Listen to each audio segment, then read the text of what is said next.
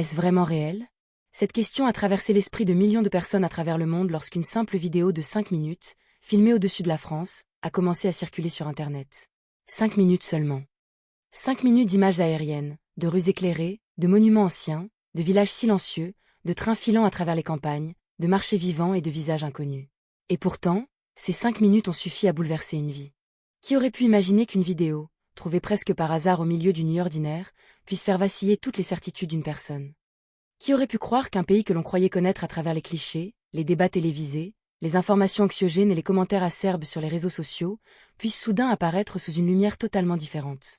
À New York, dans le quartier bruyant de Brooklyn, la nuit avait commencé comme toutes les autres. Les klaxons des voitures résonnaient dans les avenues, les pas pressés des passants frappaient les trottoirs, les sirènes lointaines se mêlaient aux conversations qui s'échappaient des bars encore ouverts. Dans certains appartements, on entendait de la musique, dans d'autres, des disputes, des rires, des notifications de téléphone. Brooklyn ne dort jamais vraiment. Il respire fort, il parle fort, il vit trop vite. Pour Clara Bennett, créatrice visuelle dans une agence de design, ce chaos n'avait rien d'exceptionnel. C'était son quotidien. Le jour, elle travaillait sur des campagnes publicitaires pour des marques internationales. Le soir, elle rentrait dans son petit appartement, s'installait dans son studio improvisé, allumait son ordinateur et travaillait encore sur ses projets personnels. Elle aimait l'image. Elle aimait les couleurs, les mouvements, les cadres parfaits, les lumières calculées. Elle connaissait les astuces du montage, les filtres, les ralentis, les plans de drone, les musiques émotionnelles qui transforment une rue banale en scène de cinéma. C'est précisément pour cela qu'elle était devenue méfiante. Sur Internet, tout peut être embelli. Une ville sale peut devenir poétique avec la bonne lumière. Une rue ordinaire peut sembler magique si elle est filmée au lever du soleil. Une foule peut paraître harmonieuse si l'on coupe les secondes gênantes. Clara savait tout cela. Elle avait elle-même contribué à fabriquer des illusions. Ce soir-là, fatiguée, elle s'enfonça dans son canapé, une tasse de thé froid posée sur la table basse, et ouvrit YouTube sans vraiment réfléchir. Elle faisait défiler les vidéos d'un geste mécanique. Des analyses politiques, des vlogs de voyage, des débats absurdes, des extraits de podcasts, des publicités déguisées en contenu authentique. Rien ne retenait son attention. Puis une miniature apparut. On y voyait la tour Eiffel illuminée au loin, mais pas comme dans les cartes postales habituelles. Autour d'elle, Paris semblait respirer dans une lumière dorée et bleutée. Plus bas, la Seine reflétait les lumières des ponts. Au loin, les toits gris formaient une mer silencieuse. Le titre disait « France en 8K, 60 images par seconde, 5 minutes qui changent votre regard sur l'Europe ». Clara eut un léger sourire. Encore une vidéo trop parfaite, pensa-t-elle. Encore une tentative de vendre une émotion avec des images lissées. Elle connaissait ce genre de contenu. Des drones, des plans stabilisés, des couleurs saturées, un montage calculé pour provoquer des frissons. Pourtant, son regard ne se détacha pas de l'écran. Elle posa son doigt sur le pavé tactile. Elle hésita une seconde. Puis elle lança la vidéo. Les premières images montrèrent la côte bretonne au lever du jour. Une mer d'un bleu profond venait frapper les rochers, tandis qu'une lumière pâle glissait sur les falaises. Puis la vidéo bascula vers Paris, mais pas le Paris bruyant et saturé qu'elle imaginait. On voyait les quais de Seine presque vides, les bouquinistes ouvrant doucement leurs boîtes vertes, des cyclistes passant sous les arbres, des cafés encore calmes, des rues pavées où les premières livraisons du matin semblaient obéir à un rythme ancien. Ensuite vinrent les champs de lavande en Provence, les vignobles de Bourgogne, les sommets enneigés des Alpes, les villages alsaciens aux maisons à colombages, les marchés du sud-ouest, les gares où les trains semblaient arriver sans agitation. Les places de village où des personnes âgées discutaient sous les platanes. Chaque image était belle, presque trop belle. Mais quelque chose résistait aux soupçons. Ce n'était pas seulement esthétique. C'était vivant. Clara fronça les sourcils. Est-ce que c'est vraiment la France? Se demanda-t-elle. Pas la France des polémiques, pas la France des manifestations que les chaînes américaines montrent toujours en boucle, pas la France des clichés touristiques, mais une France plus profonde, plus lente, plus complexe. Au milieu de la vidéo, un plan la frappa particulièrement. Le drone survolait Lyon au crépuscule. Les deux fleuves, le Rhône et la Saône, semblaient entourer la ville comme deux bras lumineux. Les collines montaient doucement vers Fourvière. Les façades anciennes prenaient une couleur chaude, presque rose. Des gens marchaient sur les quais, sans se presser. Il n'y avait rien de spectaculaire au sens hollywoodien du terme. Et pourtant, Clara sentit une émotion inattendue lui serrer la gorge. Elle voulut se moquer d'elle-même. Ce n'est qu'une vidéo, se dit-elle. C'est monté pour ça. C'est fait pour émouvoir. Mais son cœur ne suivait pas son raisonnement. Il y avait dans ces images quelque chose qui touchait une zone silencieuse en elle, une zone fatiguée par les villes trop rapides, les relations superficielles, les écrans, les projets urgents, les rendez-vous sans âme. Elle regarda la vidéo jusqu'à la fin. Puis elle la relança. Cette nuit-là, Clara dormit mal. Chaque fois qu'elle fermait les yeux, les images revenaient. Les toits de Paris sous la pluie. Le mont Saint-Michel entouré par la marée. Une boulangerie ouverte avant l'aube. Une vieille femme traversant une place avec un cabas. Les lumières de Lyon. Les montagnes au loin. Elle ne comprenait pas pourquoi ces images l'obsédaient. Elle avait voyagé avant. Elle avait vu Londres, Tokyo, Berlin, Mexico, Montréal. Mais cette vidéo avait déclenché autre chose. Avant le lever du soleil, elle prit son carnet posé près de son lit. Sur une page blanche, elle écrivit un seul mot, France. Rien n'était décidé. Elle n'avait pas encore regardé les prix des billets, ni demandé de congé, ni réfléchi à un itinéraire. Pourtant, elle ressentait une certitude étrange. Il fallait qu'elle vérifie par elle-même. Il fallait qu'elle sache si cette France-là existait vraiment. Depuis cette nuit, la vidéo ne quitta plus son esprit. Au bureau, pendant les réunions, elle repensait aux rues de Lyon, aux quais de Paris, aux villages de Provence. Dans le métro new-yorkais, coincée entre des voyageurs épuisés, elle revoyait ces images de gare française où les gens semblaient attendre sans agressivité, sans cette tension permanente qu'elle connaissait si bien. Elle se répétait que tout cela était probablement une illusion. Une vidéo ne montre jamais la réalité entière. Elle choisit, elle coupe, elle embellit. Mais au fond d'elle, une question persistait. Et si ce n'était pas seulement une illusion? Et si derrière les clichés, derrière les débats, derrière l'image parfois arrogante ou fermée que certains étrangers attribuent aux Français, il existait une forme de beauté quotidienne que l'on ne comprend qu'en y allant? Le lendemain, pendant la pause déjeuner, sa collègue Anna remarqua son air absent. « Clara, tu regardes ton écran depuis 10 minutes sans bouger. Qu'est-ce qui se passe ?» Clara hésita, puis répondit. « Je crois que j'ai envie d'aller en France. » Anna haussa les sourcils. « En France? Comme ça, soudainement? » « Oui. J'ai vu une vidéo hier soir. C'était ridicule, peut-être. Juste une vidéo de 5 minutes. Mais je n'arrive pas à l'oublier. Paris, Lyon, les villages, les marchés, je sais que ça peut être complètement fabriqué. J'ai peur d'y aller et d'être déçue. » Anna posa sa fourchette et sourit avec douceur. « Même si le voyage n'est pas exactement comme la vidéo, il te laissera quelque chose. Les images ne peuvent pas tout transmettre. Parfois, ce qui change une personne, ce n'est pas ce qu'elle voit, mais ce qu'elle ressent sur place. » Ces mots restèrent en Clara. Le soir même, elle appela son amie Chloé, une Française installée à Montréal depuis plusieurs années, qu'elle avait rencontrée lors d'un festival de création numérique. « Chloé, dis-moi franchement, est-ce que la France est vraiment comme dans les vidéos? Belle, calme, profonde, presque irréelle? » Chloé éclata de rire. « Calme? La France? Tu vas vite découvrir que les Français râlent beaucoup, que les trains peuvent avoir du retard, que les cafés ne sont pas toujours romantiques et que Paris peut être épuisant. » Clara se sentit presque soulagée par cette réponse honnête. « Donc c'est faux? »« Non, justement. » Ce n'est pas faux. C'est plus compliqué. La France n'est pas un décor parfait. C'est un pays de contradictions. Il peut être agaçant, bruyant, administratif, parfois froid. Mais il y a une densité incroyable dans la vie quotidienne. Un marché quartier, une conversation avec un boulanger, une gare de province, une terrasse au printemps, une route entre deux villages, ce sont des choses qui ne se comprennent pas à distance. Tu crois que je devrais y aller? Oui. Mais n'y va pas seulement pour voir la tour Eiffel. Va écoute. Va marca. Va manger lentament. Va te perdre. Et surtout, ne juge pas trop vite les Français. Ils ont souvent une carapace, mais derrière, il y a une vraie chaleur. Cette phrase toucha Clara plus qu'elle ne l'aurait imaginé.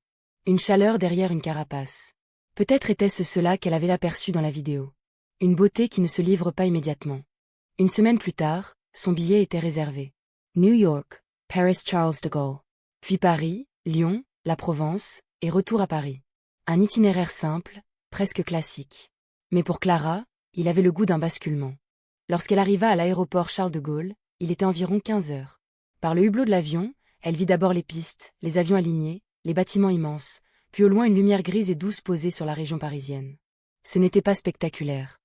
Ce n'était pas le rêve doré de la vidéo. C'était réel. Un peu froid, un peu immense, presque intimidant. En descendant de l'avion, elle fut frappée par une sensation étrange. L'air semblait différent, plus humide, plus chargé d'odeurs qu'elle ne savait pas identifier.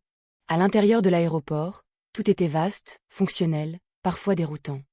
Les panneaux en français et en anglais la guidaient, mais elle se sentait malgré tout dans un autre monde. Les voix autour d'elle avaient une musicalité qu'elle connaissait par les films, mais qui, sur place, paraissait plus rapide, plus directe, plus vivante. Elle récupéra sa valise, passa les contrôles, puis chercha la direction du RER B pour rejoindre Paris. À un distributeur automatique, elle resta un moment confuse devant les options de billets. Derrière elle, une femme d'une 50aine d'années remarqua son hésitation. « Vous allez à Paris ?» Clara se retourna, surprise. « Yes way. Gare du Nord, je crois. La femme sourit. Alors prenez celui-ci. Et gardez bien le ticket jusqu'à la sortie, sinon vous aurez un problème. Clara la remercia plusieurs fois. Ce petit geste la déstabilisa. Elle avait entendu tant de choses sur les Français supposés froids, impatients avec les étrangers, irrités par l'anglais. Pourtant, cette première interaction était simple, directe, presque maternelle. Dans le train vers Paris, elle observa le paysage défiler. D'abord les zones industrielles, les entrepôts, les immeubles, les graffitis, les voies ferrées. Rien à voir avec les images lisses de la vidéo. Elle aurait pu être déçue. Mais quelque chose dans cette entrée imparfaite lui plut. La France ne se présentait pas comme une carte postale. Elle montrait d'abord ses coulisses. Puis, en approchant du centre, les bâtiments changèrent. Les façades devinrent plus anciennes, les balcons en fer forgé apparurent, les rues se densifièrent. À Gare du Nord, le mouvement était intense. Des voyageurs couraient, des annonces résonnaient, des valises roulaient sur le sol, des policiers circulaient, des familles se retrouvaient. Ce n'était pas silencieux. Ce n'était pas parfaitement ordonné. Mais il y avait une énergie particulière, une sorte de théâtre permanent. Clara sortit de la gare et prit un taxi vers son hôtel près du quartier du Marais. Sur la route, Paris se déploya lentement. Les cafés, les librairies, les boulangeries, les scooters, les façades haussmanniennes, les passants élégants ou fatigués, les vélos qui surgissaient de partout. Elle regardait par la vitre comme une enfant. Le chauffeur, un homme nommé Karim, remarqua son attention. Première fois à Paris? Oui. Alors ne croyez pas tout ce qu'on vous dit. Paris peut être dur, mais Paris peut aussi être très tendre. Il faut savoir regarder. Cette phrase, prononcée presque sans effort, la frappa. Il faut savoir regarder. N'était-ce pas précisément la raison de son voyage? Après avoir déposé ses affaires, Clara décida de marcher jusqu'à la Seine. Le ciel commençait à se teinter de bleu sombre. Les lumières s'allumaient une à une. Elle traversa des rues étroites, passa devant des boutiques fermées, des terrasses animées, des couples qui discutaient en fumant, des étudiants assis sur des marches. Puis soudain, au bout d'une rue, la Seine apparut. Elle s'arrêta. Les ponts, les reflets, les bateaux, les façades au bord de l'eau, Notre-Dame encore marquée par son histoire récente, les passants qui avançaient lentement sur les quais. Ce n'était pas seulement beau. C'était chargé. Chaque pierre semblait contenir des siècles de vie, de conflits, d'art, de révolution, de chagrin et de renaissance. Clara pensa aux gratte-ciel de New York, à leur verticalité agressive, à leur promesse de puissance. Paris, lui, ne criait pas sa grandeur de la même manière. La ville semblait dire « Je suis ancienne, j'ai survécu, je n'ai pas besoin de me justifier ». Le lendemain matin, elle se réveilla tôt et alla dans une boulangerie repérée la veille. Une file de clients attendait calmement. Une odeur de pain chaud remplissait la petite boutique. Clara command a maladroitment. Bonjour, un croissant et un café, s'il vous plaît. La boulangère, une femme aux cheveux courts et aux yeux vifs, répondit avec un sourire discret. Très bien. Vous voulez aussi une tradition? Elle sort du four. Clara ne comprit pas tout de suite. Une tradition? Une baguette tradition. SS. Vous êtes en France, quand même. Il y avait dans sa voix une fierté amusée, pas agressive. Clara accepta. Elle sortit avec son croissant, son café et un morceau de baguette encore tiède. Assise sur un banc, elle goûta le pain. La croûte craqua légèrement, la mie était souple, chaude, presque parfumée. Elle resta immobile. Voilà une chose qu'aucune vidéo en 8K ne pouvait transmettre. Le son du pain, la chaleur entre les doigts, la simplicité d'un matin parisien. Dans son carnet, elle écrivit « La France ne commence pas avec les monuments. Elle commence avec le pain ». Dans la journée, elle monta à Montmartre. Les rues grimpaient, les escaliers semblaient interminables, les touristes se mélangeaient aux habitants, les peintres tentaient d'attirer les passants. Clara craignait de ne trouver qu'un décor surexploité. Mais en s'éloignant légèrement de la foule, elle tomba sur une petite rue silencieuse, bordée de maisons basses et de volets colorés. Une vieille dame arrosait des plantes sur le rebord de sa fenêtre. Un chat traversa la chaussée. Au loin, on entendait un accordéon. Elle se sentit soudain dans un espace suspendu. Pas un espace parfait, pas un cliché, mais une fissure dans le temps. Le soir, elle monta à la terrasse de l'Arc de Triomphe. De là-haut, Paris s'organisait en grandes avenues lumineuses. Les voitures tournaient autour de la place Charles de Gaulle comme un flux vivant. Les Champs-Élysées descendaient vers la Concorde. Au loin, la tour Eiffel scintilla soudain. Autour d'elle, des touristes poussèrent des exclamations. Clara, elle, resta silencieuse. Elle comprit alors quelque chose. La vidéo qui l'avait attirée n'avait pas menti, mais elle n'avait montré qu'une porte d'entrée. La vraie émotion venait du contraste entre la beauté et la vie réelle, entre le monument et le bruit, entre l'élégance et la fatigue, entre l'histoire et le présent. Le surlendemain, Clara prit le train pour Lyon. À la gare de Lyon, elle fut surprise par l'ambiance. Tout semblait rapide, mais pas chaotique. Les voyageurs regardaient les panneaux, les annonces s'enchaînaient, les trains partaient avec une précision impressionnante. Elle monta dans le TGV, trouva sa place près de la fenêtre et regarda Paris s'éloigner. Peu à peu, les immeubles laissèrent place aux champs, aux villages, aux lignes d'arbres. Le train glissait à travers le pays à une vitesse presque irréelle. Clara avait pris des trains aux États-Unis, mais rien ne ressemblait à cette sensation. Ici, la modernité traversait un paysage ancien sans l'écraser. Les clochers apparaissaient quelques secondes, puis disparaissaient. Les champs jaunes, verts, bruns se succédaient comme des pages. En arrivant à Lyon, elle fut accueillie par une gare moderne, intense, presque sévère. Mais dès qu'elle rejoignit les quais du Rhône, elle sentit une autre atmosphère. Lyon n'avait pas l'arrogance brillante de Paris. Elle semblait plus intérieure, plus secrète. Les façades ocres, les ponts, les collines, les rues du Vieux-Lyon, les traboules mystérieuses, tout racontait une ville qui ne se donne pas immédiatement. Clara se perdit volontairement dans les ruelles. Elle entra dans une traboule après avoir suivi un petit groupe de visiteurs. Le passage était frais, sombre, silencieux. Des escaliers anciens montaient dans une cour intérieure. La lumière tombait d'en haut, douce, presque théâtrale. Elle toucha la pierre du mur. Elle pensa à toutes les personnes qui avaient traversé ce passage avant elle. Marchands, ouvriers de la soie, habitants, résistants peut-être. Elle ne savait pas exactement, mais elle sentait le poids du temps. Plus tard, elle s'arrêta dans un bouchon lyonnais. Le serveur, un homme jovial nommé Étienne, lui recommanda des quenelles et un verre de vin blanc local. « Vous venez d'où ?»« De New York. »« Ah, alors ici, on va vous apprendre à manger lentement. » Il dit cela avec un sérieux comique. Clara rit. Le repas fut simple, généreux, presque déconcertant. Les tables étaient proches les unes des autres. Les conversations se croisaient. Un couple à côté d'elle lui demanda ce qu'elle visitait. Une femme âgée lui expliqua qu'elle devait absolument monter à Fourvière au coucher du soleil. De là-haut, vous comprendrez Lyon, dit-elle. Clara suivit son conseil. En fin d'après-midi, elle monta jusqu'à la basilique de Fourvière. La pente était rude, mais lorsqu'elle atteignit l'esplanade, la ville s'ouvrit sous ses yeux. Les toits, les fleuves, les ponts, les quartiers modernes au loin, les collines. Le ciel prenait une couleur dorée. Elle repensa au plan de la vidéo qui l'avait bouleversée. Oui, c'était bien réel. Mais encore une fois, la réalité dépassait l'image. La vidéo montrait la beauté. Elle, sur place, sentait le vent, la fatigue dans ses jambes, l'odeur de pierre chaude, les voix des gens autour d'elle. Elle écrivit dans son carnet. Une ville ne se regarde pas seulement. Elle se traverse. Après Lyon, Clara prit la route vers la Provence. Elle avait réservé 2 nuits à Avignon, puis une journée dans un village du Luberon. En arrivant dans le sud, la lumière changea brutalement. Elle devint plus blanche, plus franche, presque tranchante. Les façades semblaient plus claires, les ombres plus nettes. À Avignon, les remparts, le palais des papes, les places animées et les petites rues lui donnèrent l'impression d'entrer dans un livre d'histoire vivant. Mais le moment le plus fort arriva dans un marché provençal, un matin. Les étals débordaient de tomates, d'olives, de fromages, de savons, de fleurs, de tissus, de fruits. Les vendeurs interpellaient les clients, les habitués discutaient, les paniers se remplissaient. L'odeur du basilic, du pain, des herbes sèches, du melon et du café formait une sorte de symphonie invisible. Clara Avenkate l'entertainment, submergée. À un stand de fromage, elle hésita devant les noms qu'elle ne connaissait pas. Le vendeur, un homme au visage bronzé nommé Luc, la regarda avec amusement. « Vous avez peur ?»« Un peu, oui. Alors on va commencer doucement. » Il lui fit goûter un petit morceau de chèvre frais. Clara fut surprise par la douceur, l'acidité légère, la sensation presque végétale. « C'est très bon. Bien sûr que c'est bon. On ne plaisante pas avec le fromage ici. » Autour d'elle, les clients rirent. L'échange était bref, mais il avait une chaleur réelle. Pas une chaleur démonstrative comme aux États-Unis, pas un enthousiasme automatique. Une chaleur plus sèche, plus pudique, mais sincère. Un peu plus loin, elle acheta des abricots. La vendeuse lui en ajouta un supplémentaire. Pour la route. Merci beaucoup. Vous visitez? Oui. Je voulais voir si la France était vraiment comme dans les vidéos. La vendeuse haussa les épaules. Les vidéos montrent les jolies choses. Mais la France, c'est aussi les gens qui se lèvent tôt, qui travaillent, qui râlent, qui tiennent leur marché sous la pluie, qui gardent leur village vivant. C'est moins spectaculaire, mais c'est ça le vrai pays. Clara resta silencieuse.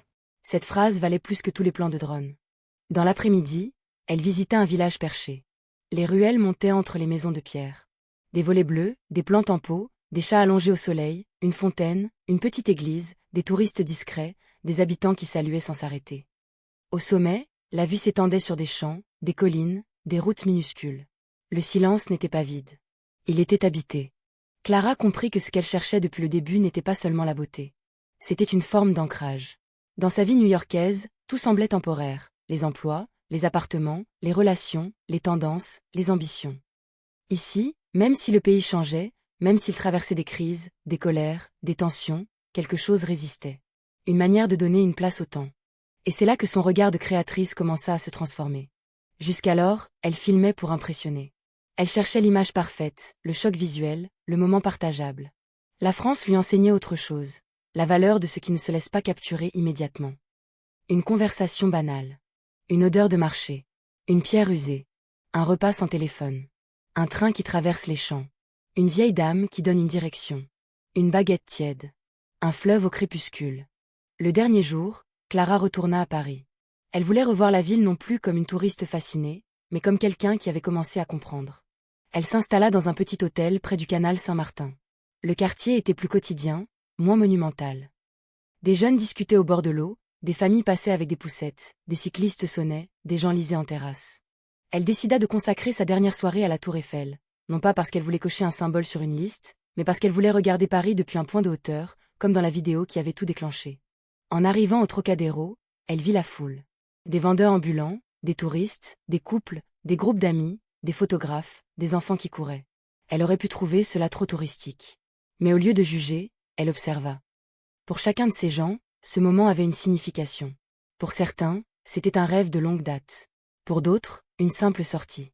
Pour d'autres encore, une preuve à envoyer à leur famille à l'autre bout du monde. La tour Eiffel se dressait devant elle, immense, métallique, presque familière et pourtant impressionnante. Clara l'avait vue 1000 fois en images. Mais sur place, elle était différente. Plus lourde, plus audacieuse, plus humaine aussi. Ce n'était pas seulement un monument romantique. C'était une structure née d'une époque de confiance technologique, critiquée à sa naissance, puis adoptée par tout un pays comme un emblème.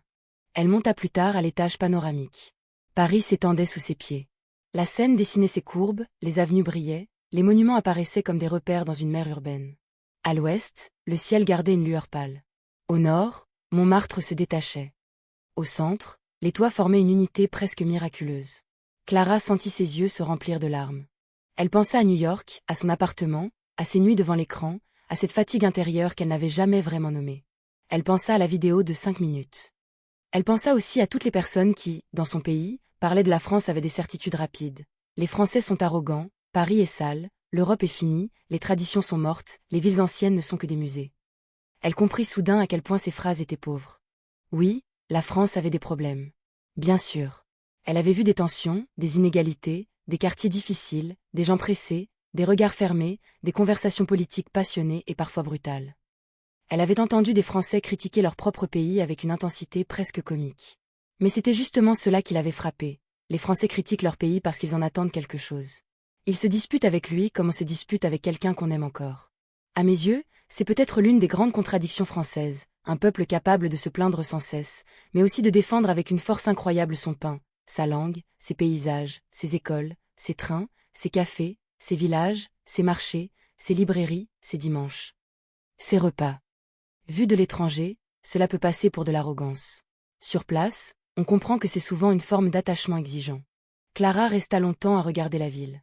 Elle ne prit presque pas de photos. Elle savait que l'image serait belle, mais insuffisante. Comment photographier le bruit lointain de Paris? Comment filmer cette impression que l'histoire, la beauté et la vie quotidienne se superposent sans jamais se confondre? Comment capturer la sensation d'être minuscule dans une ville immense, mais pas écrasée par elle? Avant de quitter la tour, elle acheta une petite carte postale montrant Paris de nuit et une miniature discrète de la tour Eiffel. Ce n'était pas très original. Elle le savait. Mais elle voulait un objet simple, presque banal, capable de lui rappeler que ce voyage avait réellement eu lieu. La veille de son retour, dans sa chambre d'hôtel, Clara ouvrit sa valise. Elle rangea quelques livres achetés dans une librairie du Marais, un paquet de biscuits de Lyon, un petit sachet de lavande, une carte du métro parisien, son carnet rempli de notes. Elle s'assit sur le lit et relut certains passages. La France ne commence pas avec les monuments. Elle commence avec le pain. Une ville ne se regarde pas seulement. Elle se traverse. Les Français ont une chaleur derrière une carapace. Les vidéos montrent la beauté, mais pas la densité. Elle sentit une émotion monter. Au départ, elle était venue vérifier une vidéo. En réalité, elle avait découvert un pays qui refusait d'être réduit à une image. Un pays parfois magnifique, parfois irritant, parfois tendre, parfois dur, mais toujours habité par une profondeur difficile à expliquer. Le lendemain, dans le train vers l'aéroport Charles de Gaulle, elle regarda les paysages de banlieue défiler.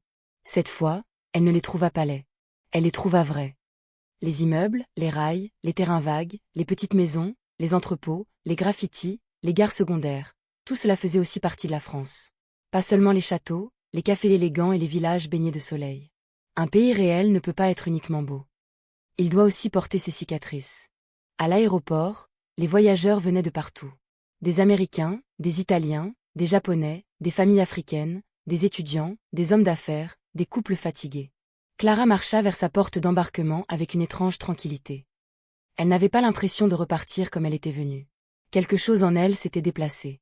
Avant d'embarquer, elle entra dans une boutique et acheta une dernière carte postale. On y voyait Paris illuminé, la Seine, la Tour Eiffel au loin. Une image presque classique. Mais désormais, pour Clara, cette image n'était plus un cliché. Elle était une porte. Derrière elle, il y avait la boulangère du matin, le chauffeur Karim, le serveur lyonnais, la vendeuse du marché provençal, les voyageurs du TGV, les quais de Seine, les ruelles de Lyon, les pierres chauds du Sud, les conversations ordinaires. Dans l'avion, lorsque les lumières de Paris disparurent sous les nuages, Clara ferma les yeux. Elle repensa à la vidéo qui avait tout déclenché. Oui, elle était belle. Oui, elle avait été montée pour impressionner. Mais la vraie France qu'elle avait rencontrée était plus silencieuse, plus profonde, moins parfaite et donc plus puissante. Ce pays ne se laisse pas consommer en 5 minutes. Il ne se résume pas à une vidéo en haute définition. Il faut y marcher, y manger, y attendre, y parler maladroitement, s'y perdre, s'y agacer parfois, puis être surpris par une gentillesse inattendue. Il faut accepter que la France ne cherche pas toujours à plaire. Elle existe avec son caractère, ses contradictions, sa mémoire et son orgueil. De retour à New York, Clara retrouva son appartement de Brooklyn. Les klaxons, les sirènes, les pas pressés, les lumières agressives des vitrines. Tout semblait pareil. Et pourtant, elle ne regardait plus les choses de la même manière. Sur son bureau, elle posa la miniature de la Tour Eiffel, la carte postale de Paris, le sachet de lavande et son carnet. Pendant plusieurs jours, elle ne publia rien. Elle ne voulait pas transformer trop vite son voyage en contenu. Elle voulait laisser les sensations décanter. Puis, un soir, elle ouvrit son logiciel de montage. Son nouveau projet commença. Mais cette fois, elle ne voulait pas créer une vidéo spectaculaire pour accumuler des vues. Elle voulait raconter ce que les images parfaites ne disent jamais. La patience d'un marché. L'intelligence d'un territoire. La fierté discrète des artisans. La force d'un pays qui a compris que la beauté n'est pas seulement dans les monuments, mais dans la manière dont les gens habitent leur quotidien. Elle donna un titre provisoire à son projet, La France que 5 minutes de vidéo ne peuvent pas expliquer. Et c'est peut-être là que se trouve la vérité la plus dérangeante pour ceux qui jugent la France de loin. Beaucoup croient connaître ce pays parce qu'ils ont vu Paris dans des films, des grèves aux informations, des débats sur Internet, des touristes devant la Tour Eiffel ou des critiques sur les réseaux sociaux. Mais la France réelle ne se donne pas à ceux qui la regardent de haut. Elle se révèle à ceux qui acceptent de ralentir. Clara l'avait compris. Elle était venue chercher une confirmation visuelle. Elle était repartie avec une leçon de regard. Alors, si vous aussi vous pensez connaître la France uniquement à travers les clichés, les polémiques ou les images trop parfaites, posez-vous cette question. Et si vous n'aviez encore rien vu? Et si le vrai choc n'était pas la Tour Eiffel illuminée, ni les champs de lavande, ni les villages de pierre, mais cette sensation étrange, presque intime, qu'un pays ancien peut encore parler au cœur d'un étranger fatigué? La France n'est pas parfaite. Aucun pays ne l'est. Mais elle possède quelque chose de rare, une profondeur qui résiste à la vitesse du monde. Une élégance qui survit même dans le désordre. Une chaleur qui se cache souvent derrière la réserve. Une beauté qui n'a pas besoin de supplier pour être reconnue. Et c'est exactement ce que Clara voulait transmettre au monde. Si cette histoire vous a touché, si vous aussi vous avez déjà vécu un moment qui a changé votre regard sur la France, partagez votre expérience. Peut-être qu'un simple souvenir, une rencontre, une rue, un repas ou un paysage peut, à son tour, devenir la vidéo de 5 minutes qui changera la vie de quelqu'un d'autre.